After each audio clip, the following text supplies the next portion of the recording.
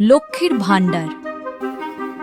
অনেক মহিলার জন্য এটা আজ একটা ভরসা, কিন্তু একটা প্রশ্ন থেকেই যায়, এই টাকা কি যথেষ্ট?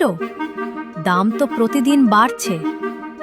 আমরা বলছি এই প্রকল্প বন্ধ হবে না, বরং আমরা ক্ষমতায় এলে প্রতি বছর মূল্যবৃদ্ধির সঙ্গে মিলিয়ে টাকার পরিমাণ বাড়ানো হবে। কারণ আমরা জানি আজকের ১৫০০ টাকা আগামী বছরের ১৫০০ টাকার সমান নয়। কিন্তু শুধু টাকা দিলে হবে না, আমরা চাই মহিলারা নিজের পায়ে দাঁড়াক।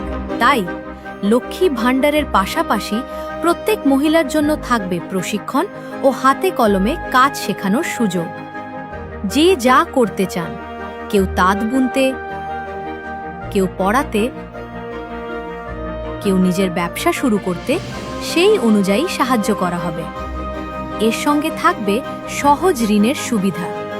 প্রথম ২ বছর একদম সুদ ছাড়া ঋণ, তারপরের ২ বছর মাত্র ৪% সুদে।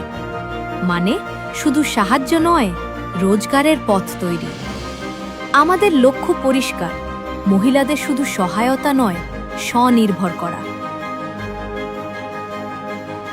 কারণ বাংলার মেয়েরা বাঁচলেই বাংলা বাঁচবে।